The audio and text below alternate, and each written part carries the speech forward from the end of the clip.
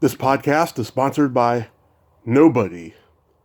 Hey dudes, welcome to Splat from the Past, the only 80s themed horror and sci-fi show where things could get totally radical. Now today, I will be welcoming one of the great auteurs of exploitation film, and I am talking about William Grefe. William, of course, directed such classics as Mako, The Jaws of Death, which is celebrating its 45th anniversary. He also directed that biker classic, The Wild Rebels.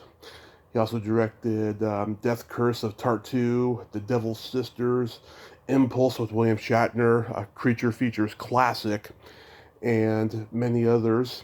And he was also a crew member involving sharks on the James Bond classic Live and Let Die. And I'm going to talk to him about all that stuff today. There's a documentary out about his life called From the Swamp, and I'll bring that up as well. And it's going to be great. March Madness is going very strong, and for the rest of the month, it'll just keep getting stronger. Lots of great interviews with lots of great, awesome people. So, here is my interview with William Grefe.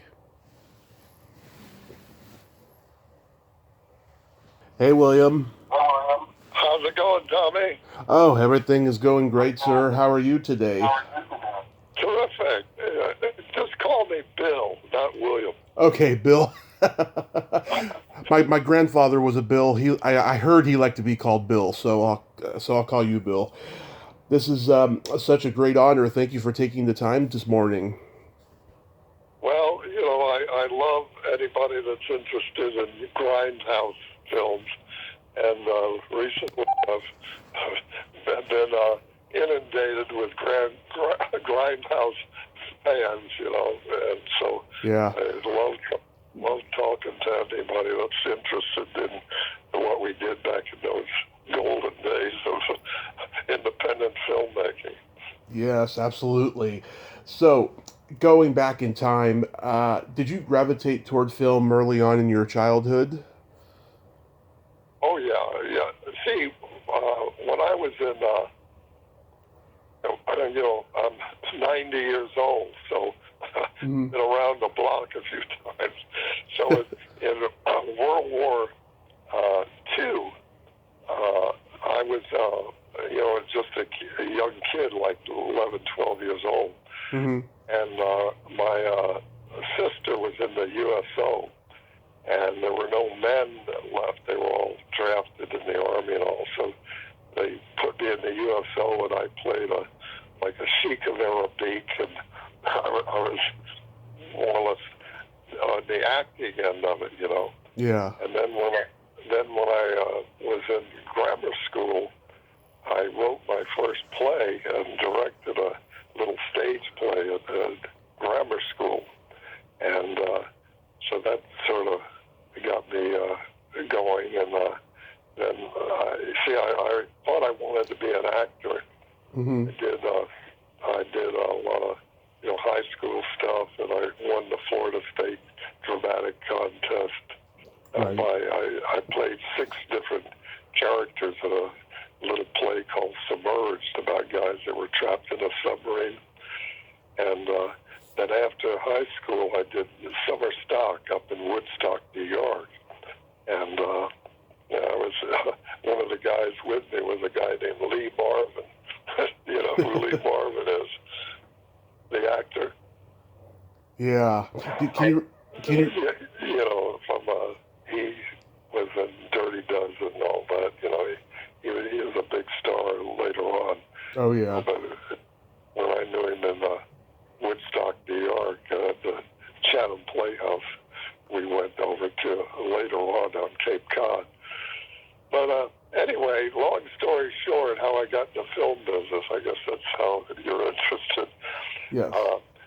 When the Korean War came along, I volunteered. I was in the service during the Korean War, and when I got out, I got married, and my wife was pregnant, so I said, boy, this acting is not too secure. So I went on the Miami Fire Department, and I was a fireman, and we used to work 24 hours a day, 48 hours off.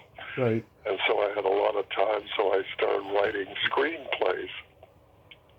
And I wrote God knows how many, and got the rejection slips to prove I wrote them. But finally I sold one called The Checkered Flag. Right. So it was about automobile racing up in Sebring, and I took a leave of absence, a vacation for 30 days from the fire department to go up there for rewrites. And the first day, the director, who had never directed a movie before, collapsed in a nervous breakdown. and so back then, there was absolutely no directors or anybody in Florida. So they said, investors panic. What are we going to do? We got to get somebody in here to direct this movie. We got to go to New York or L.A. Mm-hmm. And the DP had some experience. He said, look, by the time someone gets in here, the races will be over.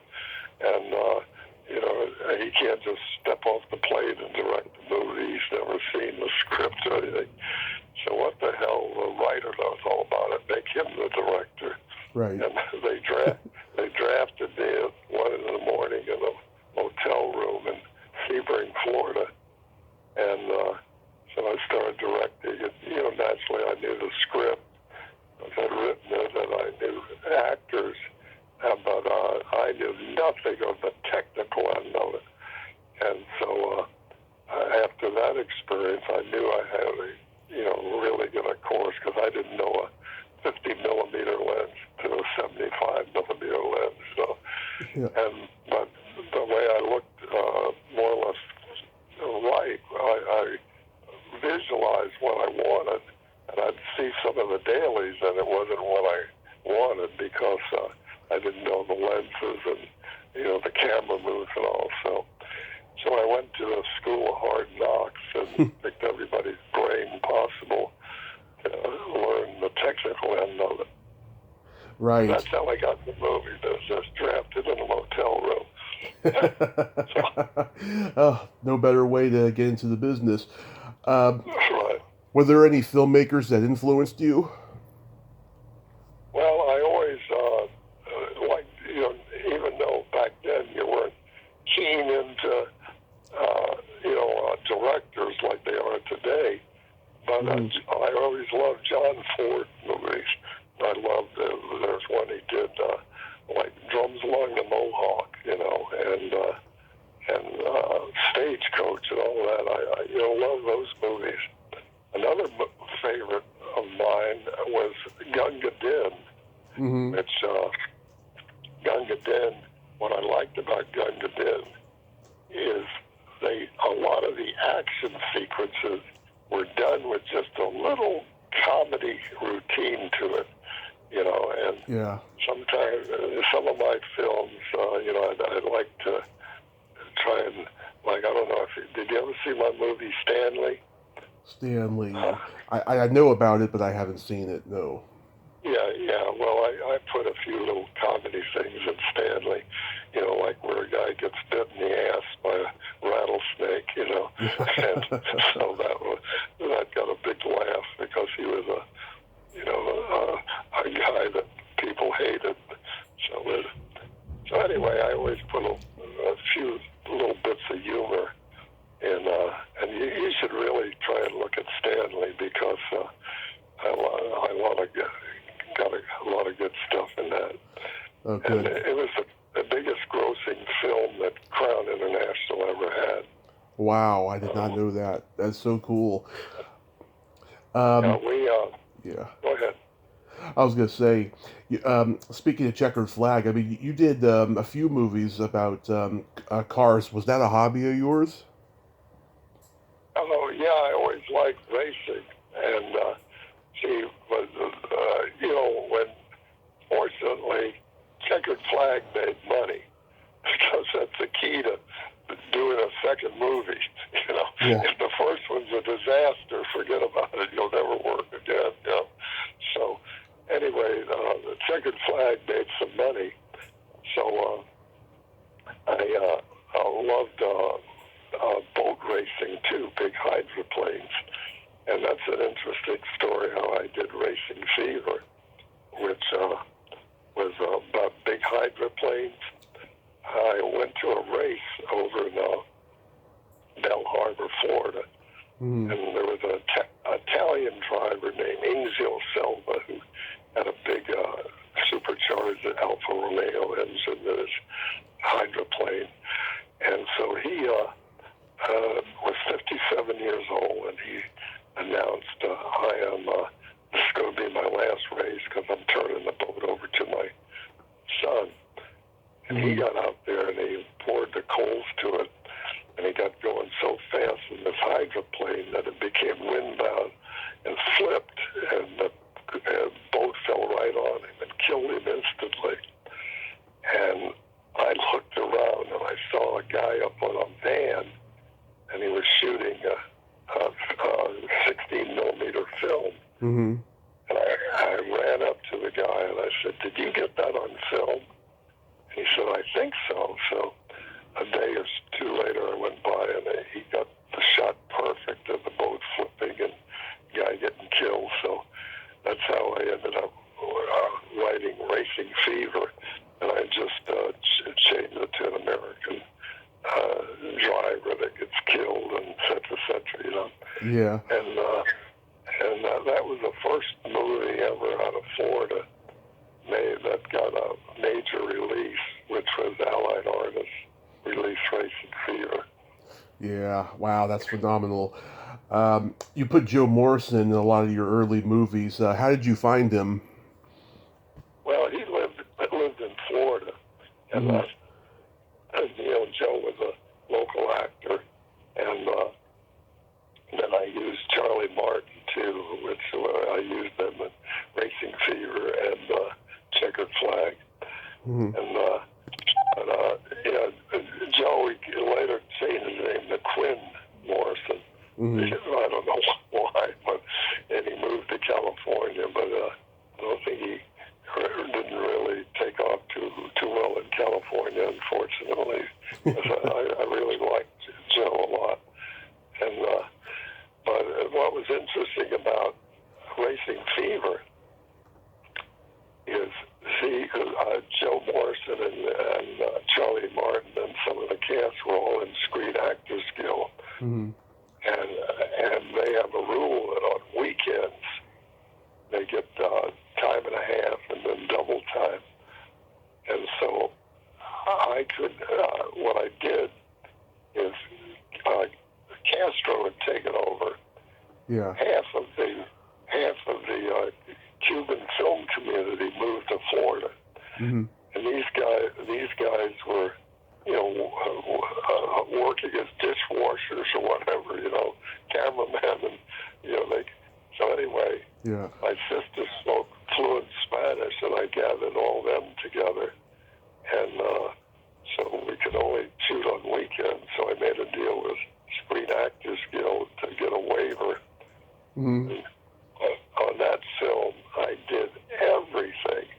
I went to the equipment company, you know, and Friday afternoon got the truck for shot Saturday and Sunday. I had no assistant director. I had no production manager. I did all the wardrobe and everything prepared. So I'd prepare 5 days a week, and then I'd, you know, shoot on weekends. So that was, you know, so after that experience, then nobody in any department could bullshit me. Yeah. I'd done it myself, and I knew the ropes, you know. So anyway, you know, there's a lot of tricks that people pull, like, you know, like assistant cameraman. You know, naturally, you see, we shot on 35 millimeter film. The damn cameras weigh 200 pounds. I mean, today it's a no-brainer from a technical standpoint. You know, with 4K digital cameras and sound and all that. But back then it was a nightmare. Oh yeah, Well, it's all shot on digital now. yeah, I mean it's a no-brainer.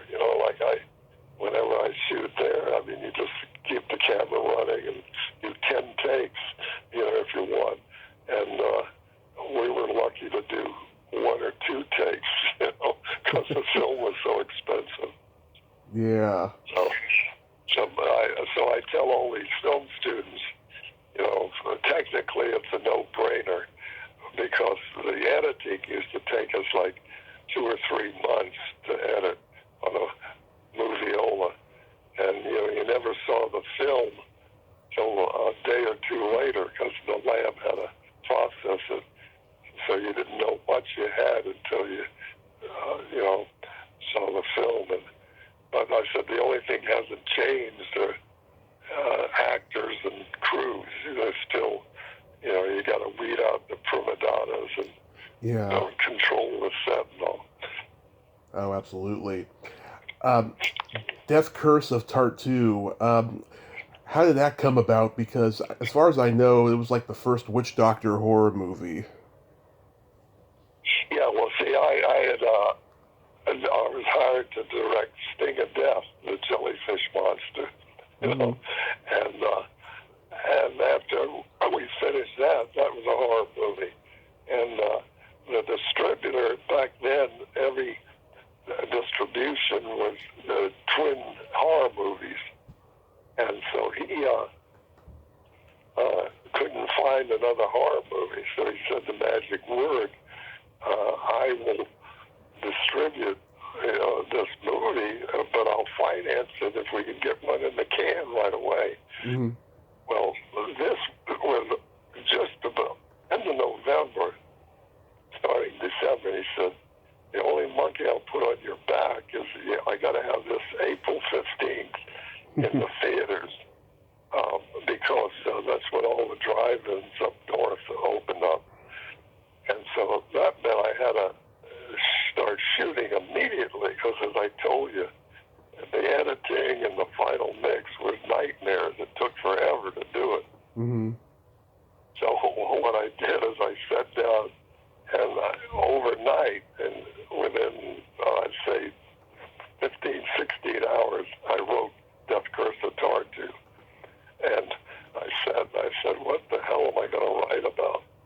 So I took it, the age-old thing where the pyramids in Egypt, if anyone disturbs the burial ground of a pharaoh or the pyramid, he'll come back to haunt him. So anyway, I just changed that to the Everglades and made a Indian witch doctor that turns himself into various animals and all. So anyway, I wrote that in 24-hour maximum, and I shot the film in 7 days. And Tartu will not die. It's still alive. It keeps coming back in Blu-ray and VHS, theaters, etc. Yeah. Did you handwrite the script? Oh yeah, I don't type. I handwrite, and then my wife typed it up. And my wife used to come out in a station wagon with peanut butter and jelly sandwiches. I mean, today the crews would stone you to death. If you served them that, they want caviar and they want all this fancy stuff. Because I have one of my daughters, Melanie, is a first assistant director, and if you ever look her up on the internet, she has done 100 major movies or major TV series. Wow. And so I go on the set with her, and I mean they have all beautiful steaks and lobster and everything. Which in my day they were lucky to get peanut butter and jelly sandwiches. Yeah. Good old craft services. Right. Did everyone laugh at Doug Hobart for wearing pantyhose under his loincloth? Well, Doug Hobart, I love Doug with a passion.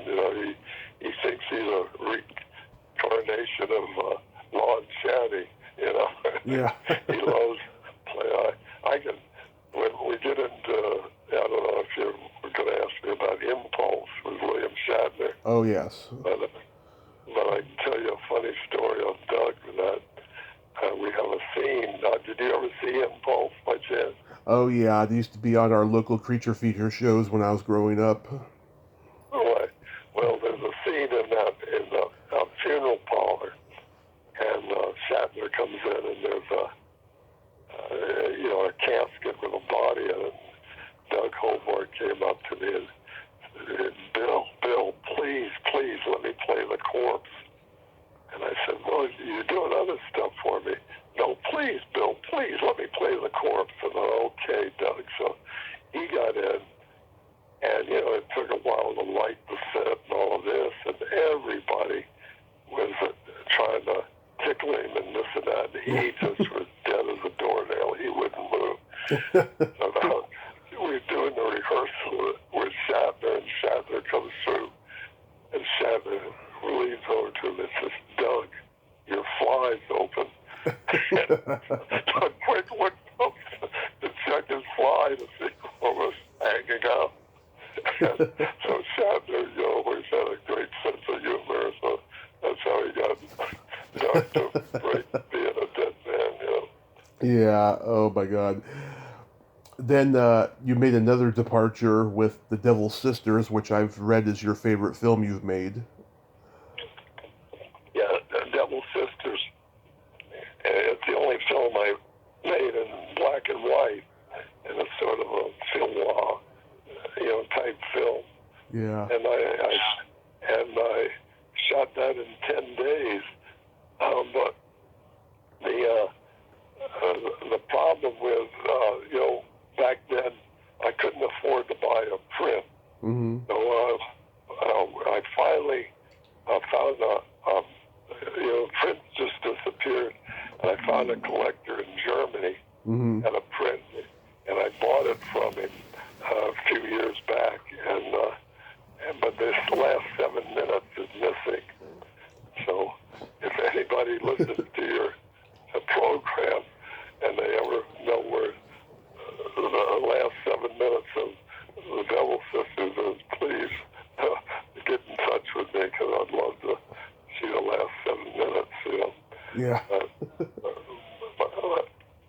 But anyway, but I thought it was a pretty good film, and it's one of my favorites. Mm-hmm. It's very underrated. Quentin Tarantino, being the gangster film aficionado he is, has he ever expressed a like for it to you? Well, I was invited to his theater, the New Beverly, Mm-hmm. in L.A. I was invited twice there, and so they had we showed one showing. We showed Stanley and Impulse, and the other one we showed the Out Generation. Mm-hmm. So, but Tarantino, loves grindhouse stuff. Oh yeah. And, so I, had a great evening, and what I love about L.A.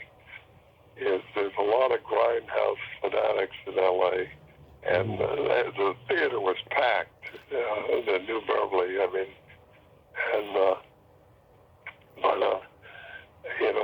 an interesting story on that. Mm-hmm. Afterward, people asked me, to sign autographs and sign posters they got, and etc. And this fella came up to me, and he had a Impulse poster. Yeah. And he wanted me to sign it, and I signed it. I didn't know who he was, and so I'm out in the lobby later with some friends, and they said, we saw this guy ask you to sign his poster. You know who that guy is? Who? I said, no. I said, oh, he just won the Academy Award. He was the editor of Hurt Locker. Oh, okay. And that's Bob Mikulski. Yeah. And Bob loves Grindhouse, and he's got his own, little distribution that he does as a hobby, more or less, called Grindhouse Releasing. Bob just made a deal with me on Impulse, and it's going on Blu-ray, so it should be out, in 6-7 months, because they're gonna print and restore the prints is a real hassle, Yeah. So anyway, Bob became a good friend of mine, and we're looking forward to Impulse because a lot of people want to see it on Blu-ray, Yeah. Then you did a biker movie, The Wild Rebels. Right. Yeah, well, The Wild Rebels, the way that came about. As you know, I made 2 racing movies, Checkered Flag, Racing Fever. Yeah. And they'd been successful. So I wrote a script called Pit Stop, which was about stock car racing. And I raised some money, and we were in pre-production. And Corman came out with The Wild Angels. Right. And it was biggest grossing independent film. And I said, oh, boy, that's the next trend. Because I knew when a trend starts, if you're the first or second guy out, you'll make money. If you're the 5th or 6th, 7th guy out, you probably won't make any money. Yeah. So anyway, I went to my investors and I said, I know you think I'm crazy, but I don't want to make Pit Stop. I want to do another movie. I'm going to rewrite the whole thing, and so I rewrote the whole script and ended up, making The Wild Rebels, and so that's the way that came about. And we were the second motorcycle picture out, and Crown did real good with that. Yeah. And just like Roger Corbin's movie, you had some real bikers in it, right? Oh yeah, and they were Hell's Angels, and I used Willie Pastrana, who was a former light heavyweight champion of the world, and so Willie sort of watched over all of us, in case there was any trouble, But we used some real bikers in that, but Willie played, the heavy in that. I used him again in Hook Generation, and he was a natural actor. He'd never acted before, but really he got along good with Willie. Yeah, because the story I heard was that Corman had put some Hell's Angels in there, and they were like consultants on the movie. And then when the movie made a lot of money at the box office, they wanted a piece of it, but he refused. And he got really lucky; they didn't put the hit out on him, but they could have. Right. Well, what's interesting about that? I was invited to a film festival in Nice, France. Yeah. And the festival, their security was the French Hells Angels. And so, anyway, I hung out with them over in France, and my daughter collected T-shirts. And I said to one of the guys, gee, I'd love to get one of your T-shirts. And so the guy went all the way home and got me a T-shirt, which I gave to my daughter. Right. So anyway, that was my experience with Hell's Angels, Mm-hmm. How did you find Steve Alamo? Well, Steve Alamo. Alamo. Well, Steve, at the time, he had his own show on CBS called Where the Action Is, with Steve Clark, or not Steve Clark, what's his name? The big producer was doing. And Steve was sort of a bubblegum idol. Right. So he lived in Miami, so I got to meet him and, just talked him into doing the movie. And then he did two other movies with me after that. So we got along real good. And so he was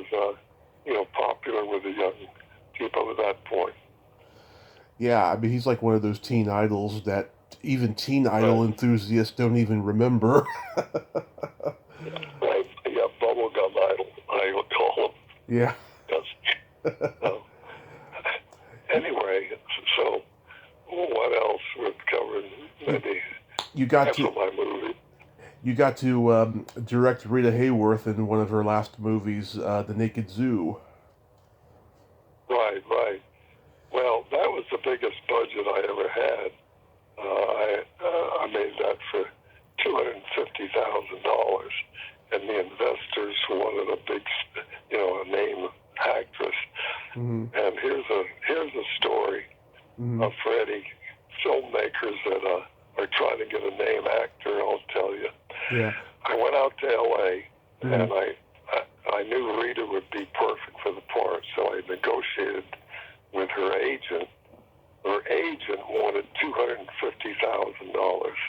Wow. And I said, no way. I mean, I said that all I can do is afford 50,000. Yeah. And she said, forget about it. No way, 250. And so I argued with him a couple of days, and finally I said to my investors back in Florida, I said, you got to trust me on this, guys. Send me a cashier's check for $50,000.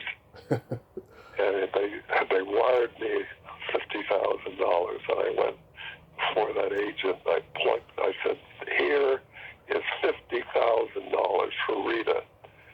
I'll put it in escrow at any bank in the state of California for Rita. Take it or leave it. And the guy said, you got a deal. That was smart. So there's an old saying, money talks and bullshit walks, Yeah. And so when you're negotiating with them, all these agents will always ask double or triple what they'll take, So you've got to have a start date, and you've got to have the money to escrow for their services. Wow. That's a tip to any young filmmakers that are trying to get a name actor. Yeah. What was she like? Well, we didn't know at the time, but, she was coming down with Alzheimer's. Oh. She died of Alzheimer's. And during the shoot, I mean, she was very cooperative. And what I did, though, budget-wise, I knew she was from the old school where they'll do 7, 8, 10 takes or whatever. And I'm used to 1 or 2 takes, So I wrote in the budget the first day, I could do 7 takes with her, even though I might not need them. And then the second day, so anyway, after 3, 4 days, when she had confidence in me, then we were down to 1 or 2 takes, and so that's the way I handled Rita. But Rita was a very, very shy lady. I mean, she was scared to death of riding in an automobile because 2 of her, one husband, I think, and one other boyfriend got killed in automobile wrecks. And so, but she was very shy. She wasn't who you would expect to be, but I was out at 3, 4 days. I didn't shoot because we knew nothing about Alzheimer's then, and I thought she was an alcoholic. I thought she was drinking. Yeah. She had one of her seizures, and boy, I had to shoot around her for 3 or 4 days, which was a nightmare, Yeah. But then she came out of it, and we continued. How did Canned Heat get into the movie? Well, what happened is the people that bought the movie, they talked some guy into, we got to put some canned heat in, we got to put more sex in the movie. So they hired a guy to, and I don't know if you've seen the movie, but there's a couple porno things that were in the movie. Yeah. And I raised hell, but unfortunately I didn't have it in my contract. that they couldn't change it. They put the canned heat in. So, Arrow Films just released that and 6 of my other films on Yeah. Blu-ray. So I put in that contract they had to go with my cut as a feature, but then they could put the other cut as a more or less an extra thing, Yeah. But I hate the way they butchered that, Yeah. So that's the way Canned Heat got in. So on Impulse, how did you get William Shatner? Well, Socrates Palace, who was the producer, he was an actor in Hook Generation, and he did the Rat Patrol and all that, and so he worked as my assistant and he worked in various departments, and he wanted to become a producer, so he went over to Tampa, Florida, and he raised some money, Mm-hmm. and so he hired me to direct the movie, so he wanted me to fly out to L.A. with him, so he came down to Miami, and we were walking through the Miami airport, and here Shatner comes walking the other way. He just landed. And I said, my God, there's Shatner. He'd be good for this. And so we grabbed Shatner and gave him a script. And long story short, we never went to L.A. We made a deal with Shatner to be in the movie. So Yeah. that was a weird experience just to run into it. Was he difficult at all? Because I know that he has that reputation. Everybody that knows me that has worked with Shatner say that Shatner and I get together perfect. We just match. And I don't know what it is, that our personalities or what, but we get along great. And I did 2 other projects with Shatner because later on I did about 20-some films for Bacardi Rum, which were half-hour films, and Mm-hmm. I called up Shatner and brought him down to Puerto Rico to do a Bacardi film for me. But Shatner's got a great sense of humor, Yeah. and like last time, not the last time, but one time I saw him, he has like 40 or 50 horses on a farm in Kentucky, Yeah. and I said, hey, Bill, how are the horses doing? And he looked at me real serious. He said, let me tell you this, Grefe, you never invest in something that eats while you're sleeping. Which meant what it costs to feed 40 or 50 horses, Yeah. So, and anyway, but another funny story I did, Shatner, he won't do anything without money. Yeah. He always wants to get paid, and won't do any favors without being paid. So when I was going out to the New Beverly, the Quentin Tarantino Theater, Right. I called Shatner up, and right before that, there's a scene in Impulse where he hangs. Did you ever see Impulse? Yes. Okay, there's a scene where he hangs Cicada, the big Oriental wrestler, and the actual rig slipped, Oh yeah. and he was actually choking to death. So unbeknownst to me, somebody, like Spectator, was shooting that on 16 millimeter film, and they called me up and they'd had it made into a DVD. And I said, this is fantastic, So when I got out to L.A., I called Shatner up and told him about it. He said, oh, boy, I got to see this. Come by my office. So I went by and showed it to him. He said, this is fantastic, because it showed him screaming, cut the rope, he's hanging, he's dying. And then we all rushed in because, like 250, 260, Yeah. and Shatner's getting him up by himself. So anyway, Shatner said to me, why, this is great, but hell, there's no sound. Why isn't there any sound? I said, it was just some amateur was shooting it, and there's no sound. He said, well, I'd narrate that if but I don't have any sound equipment here in my office. Well, I knew this young filmmaker and this crazy writer, Gary Crutcher, who wrote Stanley for me.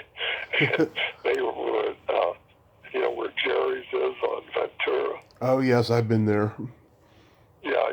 Well, they were at Jerry's, which is only about 4 or 5 blocks from Shatner's office.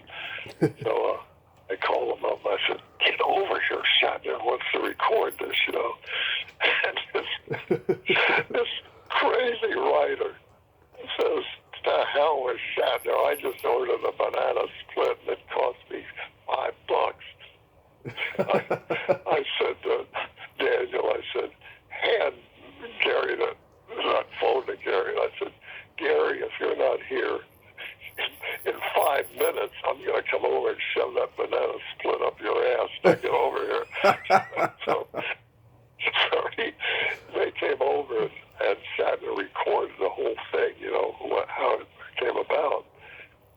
And after he recorded it, he had the funniest look on his face. He says, I don't believe I did this for nothing. So I'm probably the only guy in history that ever got Shatner to do anything without paying him. But anyway, I get along great with Shatner. No problem with Shatner. But I have heard, with other sources that he can get a little temperamental. Oh, yes. In 1975, Jaws changed the way films were made and marketed and box office and so forth. What made you do Mako, the Jaws of Death? Well, I had written that just the story, and I didn't have the screenplay, but I had written I shopped the story around. I couldn't get arrested. Nobody wanted to do it. So anyway, so I put it on the shelf. Now Jaws comes out. Jaws, biggest grosser in history. Everything was sharks, Life magazine, Time magazine, everything. And so my phone rang off the hook from distributors and investors that had saw and they knew I could get it in the can immediately. Mm-hmm. So I got financing immediately. And what we did is, Jaws was so big they had not released it in Europe yet. And I shot the film, and when I finished, I added a 7-minute promo reel, and we sent it over to Europe, and we pre-sold Europe because Jaws hadn't been released yet, just the publicity. So we pre-sold Europe and had our money back before I had even edited the movie. So anyway, everybody accuses me of ripping Jaws off, Yeah. Which I ripped off their publicity, but I didn't rip it off being, because I'd written that story way before Jaws was made. Yeah. So anyway, that's the way it came about. And but Richard Jekyll, I thought was really great. He was the best, nicest guy, and the most professional actor I've ever worked with. He was just a great guy, And, yeah. And so anyway, but everybody told me that was probably some of the greatest shark footage ever filmed, with guys swimming and grabbing dorsal film and being towed by sharks and all of that stuff, Yeah, was the shark difficult in any way? Because I know that the Jaws shark was really difficult. Well, the Jaws use a mechanical shark. Yeah. We use all real sharks. I mean, those are all 10, 12-foot top. Yeah. So I didn't use any dummy sharks. I mean, Spielberg had trouble with his mechanical shark, but the only trouble I had was one time they came right at me. I don't know if you've ever seen the movie. There's where Yeah. 3 of them are released, for one turned back, and I had to kick him in the head when he came after me. And, you know, a shark's skin is like sandpaper. I kicked him right in the head, and it really cut my foot bad, you know, from the sandpaper. But anyway, yeah, no, we used all real sharks, you know, because I did the shark footage for Live and Let Die, the James Bond film, you know. Yeah. So I had experience with sharks, Is it true? Oh, sorry. I was just gonna say, was it true that Richard Jekyll was cast because Henry Silva turned the role down? Yeah. See, at first I wanted Henry Silva because he was big in Europe, really big, and I knew his name would draw people in the European market. So I met with Henry. I took him to lunch, Mm-hmm. and so he's a nice guy and all. But he said to me, he said, "Bill, I'm a New York boy, and I can't swim a lick. Can you fake it?" Mm-hmm. I said, "Well, I'd love to have you in my movie, but I'm sorry, I can't fake this, you know." So I had to pass on him, and fortunately, I got Richard Jekyll, who was really a great guy. I loved Richard. You got a good cast. Ben Cronin, who played Whitney, I actually reached out to him a week before he died, and unfortunately, I didn't get to talk to him. What was he like? Who was that now? Ben Cronin, who played Whitney. Ben Cronin. You'll remember him? Which part? Which part did he play now? I can't remember. Yeah, I'm trying to remember myself and stuff. I don't know, I think he was. You're not talking about John Davis Chandler, are you? Oh yeah, you can tell me about him. Yeah, you can. No, Johnny Chandler. Mm-hmm. I used in 3 of my movies. I used him in Hook Generation. I used him in Whiskey Mountain, and I used him in Mako Jaws of Death. Yeah. But Johnny was a real pro. I mean, he was great. Yeah. And Johnny did something for me that is unheard of in Hollywood. See, I have a reputation that I always make a tough deal with crews as far as money. Mm-hmm. They say, but once he shakes your hand, you're going to get paid. Right. And so I have the reputation. I've never owed anybody a nickel and never stiffed anybody. That's good. So anyway, I was up in the mountains in North Carolina shooting Whiskey Mountain, and I'd cast Neville Brand. You know who Neville Brand was? I've heard of it, yeah. And his agent called me and said he got pneumonia and he couldn't come up because it was like real cold in November, you know, up there.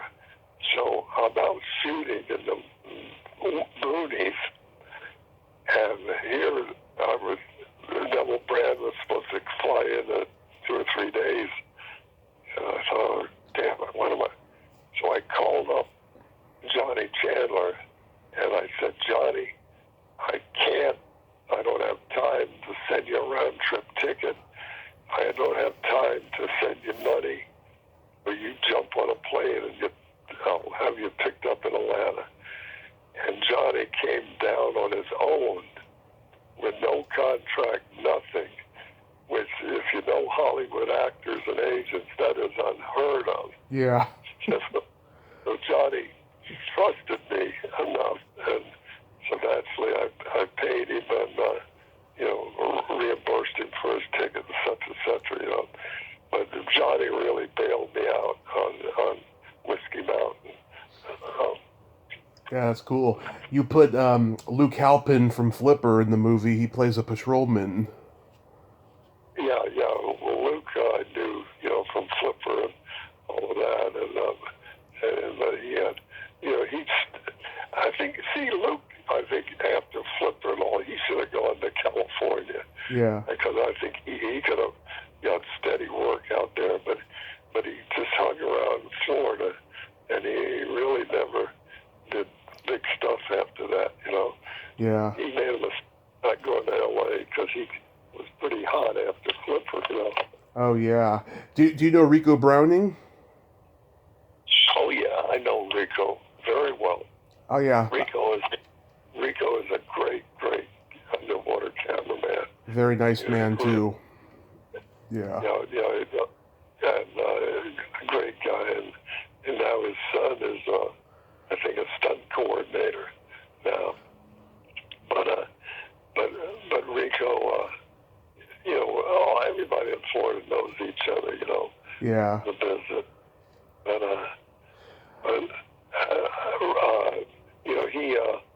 he was one of the co-writers of Flipper.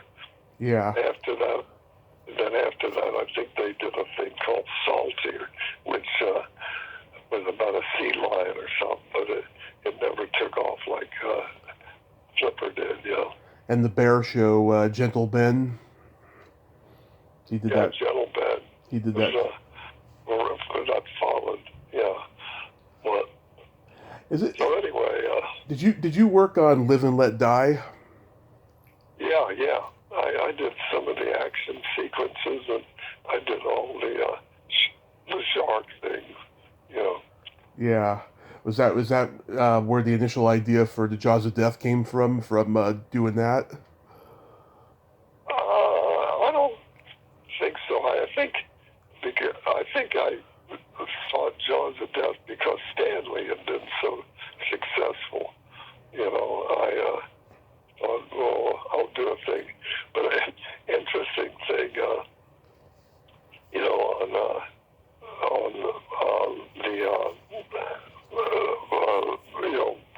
getting the sharks. I mean, I just saw something on the internet where some guy just watched and he said, no way there was those real sharks. He couldn't believe all the stuff we did.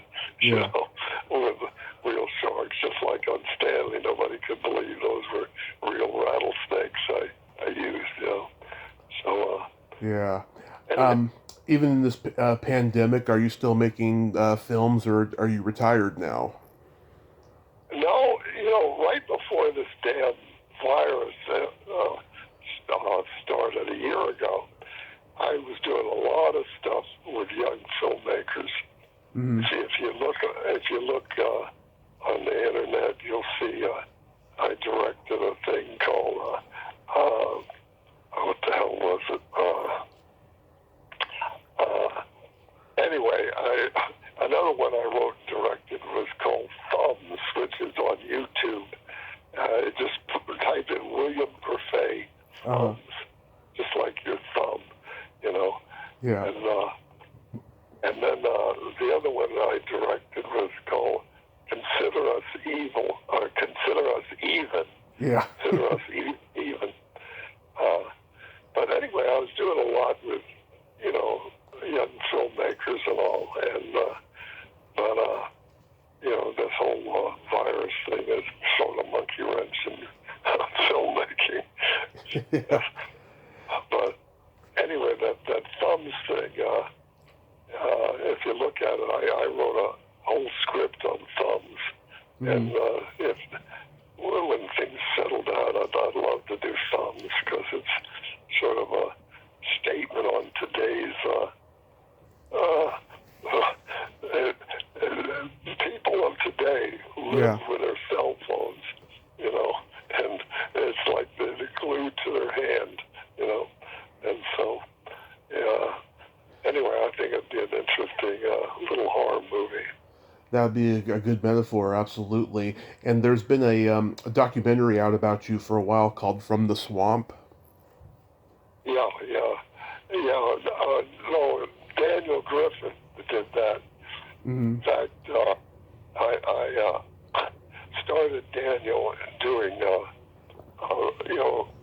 those kind of documentaries for film because when Stanley was released of VHS, Uh-huh. they wanted a whole thing done on the making of Stanley, and he lived up in Memphis, Tennessee at the time, and I knew he'd never done a documentary for film, but he's a super, super talented guy.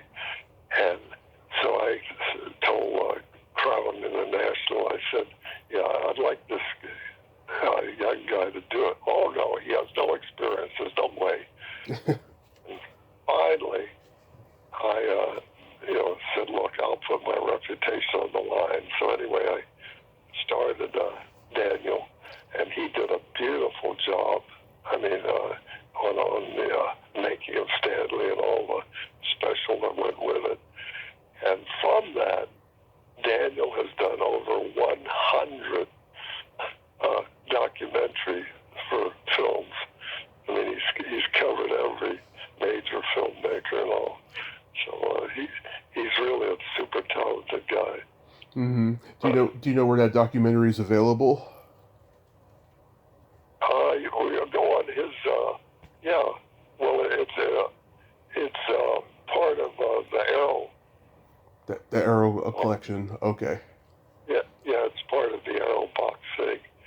Plus, but that is more or less he added some stuff to that, and I think it was. Let me see.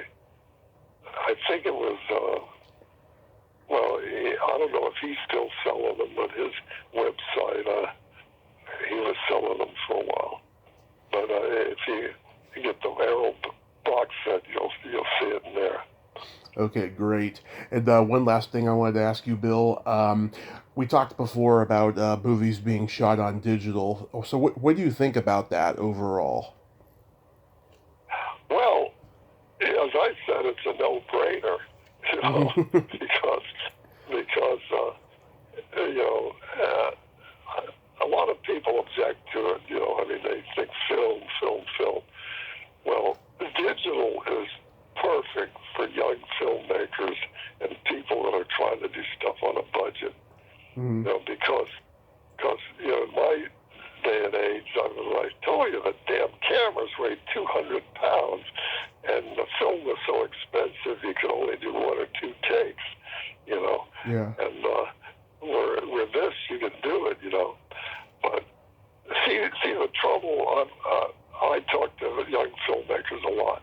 Yeah. And what they do is they fight to get some money, and once they get the money, let's make a movie. Mm-hmm. Well, when I get the money, I mean, I'm not going to shoot anything for 6 or 8 weeks. I want to prep everything.